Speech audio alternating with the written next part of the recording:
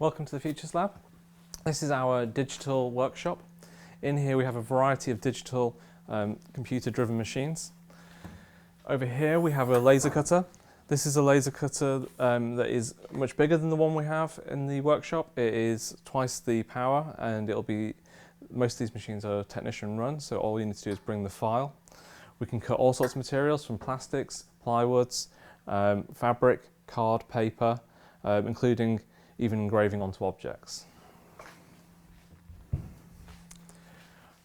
Over here we have our Mamaki sublimation direct printing machine for printing onto textiles. So we're able to print onto cottons, polyesters, and a whole lot more.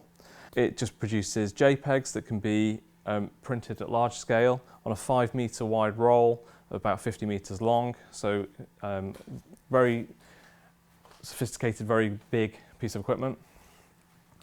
Over here we have our substrate cutter.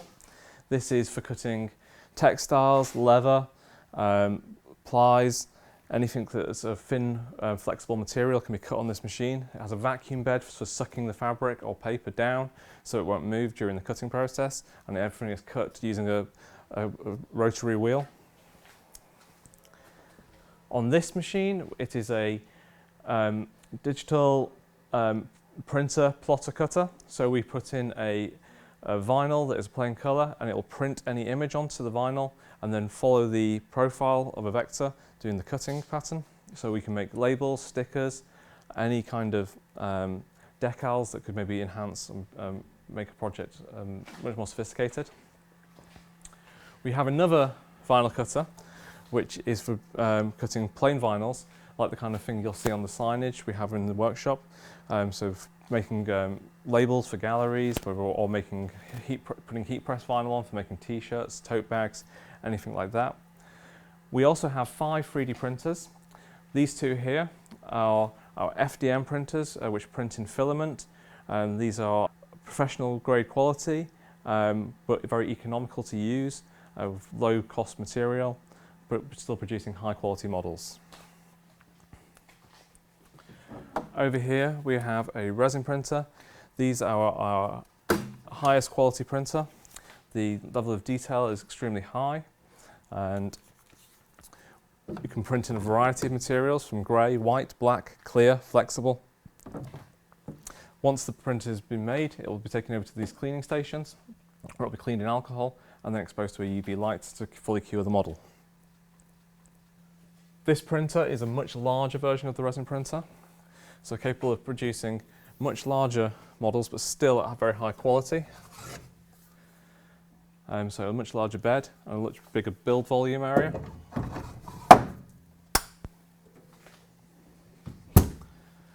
Finally, we have our SLS machine. This is a powdered nylon.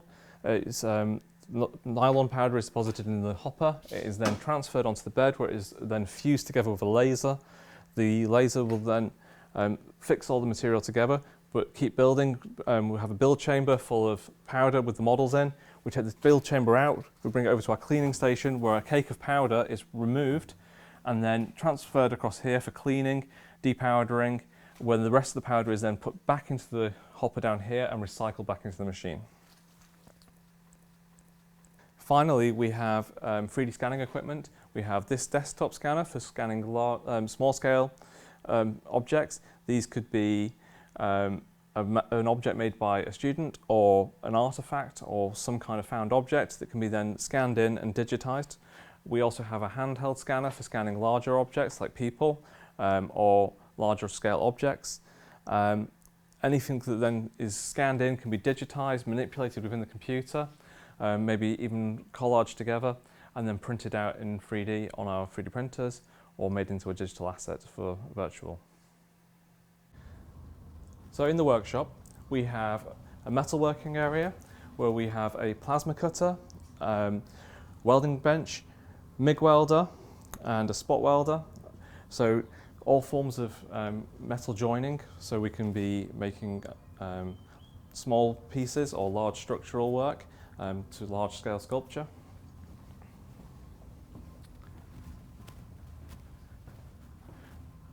Over here we've got a new laser cutter for cutting steel and stainless steel. So we can cut out any kind of shape we want. The pieces can be taken out of here, can be bent or rolled or folded, and then continue to be worked with in the metalworking area to make either component parts or larger scale structures using the same equipment. We have 2 workbenches which are bookable, so you can book the workbench to work on your own or as a group. When you book a bench, you have access to all the equipment within this workshop. Over here we have a metal bandsaw, pillar drill, sanding equipment, as well as a whole variety of hand tools that are all for use when booking a workbench. There's a whole array of clamps for working building stretchers. We also have cordless tools which can be used within the workshop or be booked out to take back to the studios to continue working with, or if you need to hang some work.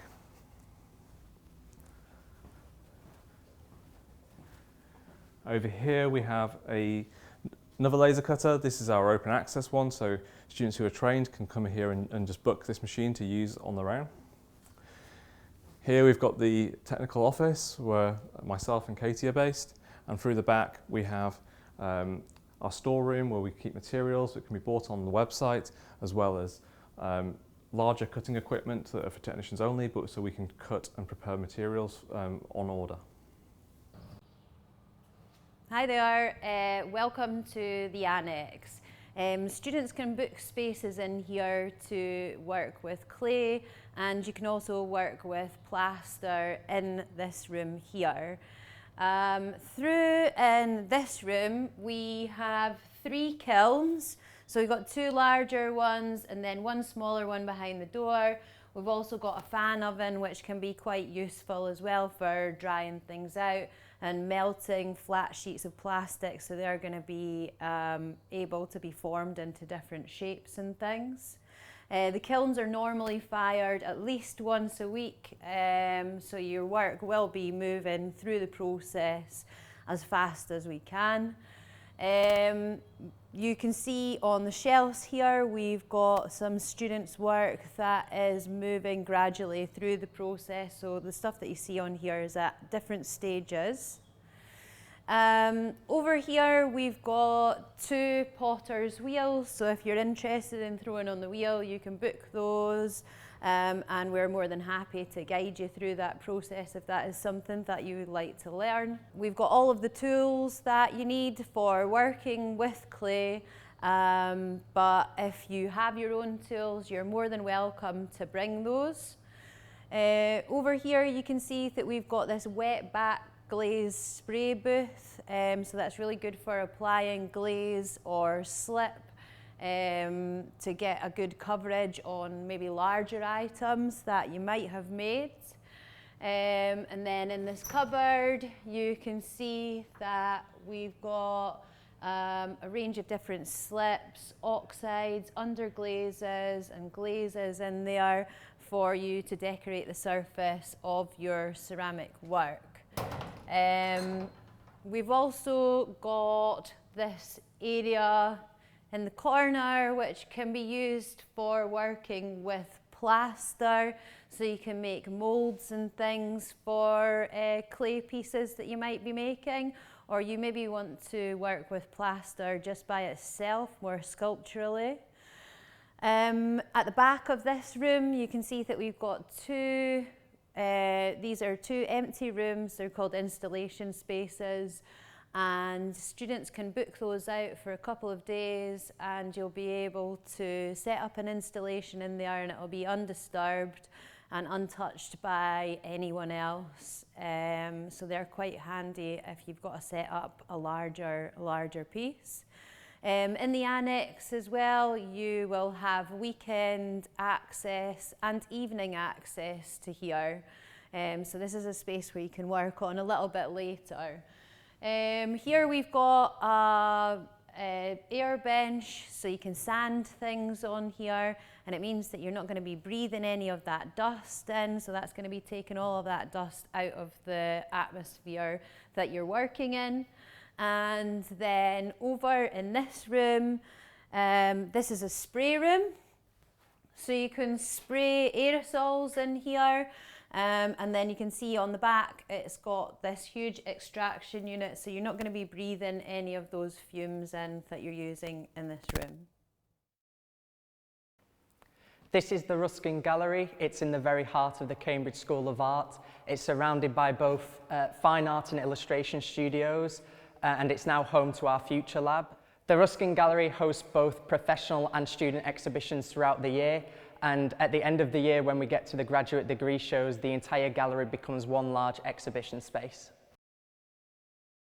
So this is one of our fine art studios that leads directly from the Ruskin Gallery. It's a collaborative space which is used by all the students. Every student gets their own desk space, and they can do with that space whatever they like. So I'll take you into the studio now. So as you can see from behind me, each student gets their own area to work on their projects. They can move a desk in and work on smaller projects, or if they prefer to work larger, can set up their own canvases, or even bigger size work. Directly opposite the studio is the Futures Lab, which every student has complete access to. And every student from any creative course in the Cambridge School of Art has access to all of our facilities, such as printmaking, the 3D workshop, the ceramics workshop and Annex space, and also access to media services, which covers any lighting, camera and film. This is the third year illustration studio. All the illustration studios used to be painting studios, so they're all south-facing, so the windows always bring in a lot of light, and these studios are always very warm, airy, and have a lot of plant life around. The balcony above me is where Pink Floyd had their first ever concert, which is something that everyone's quite proud of. All the illustration studios are in the same corridor, and each student gets their own desk space, which they can use as they wish. And they're really nice spaces, and we all feel like a little community.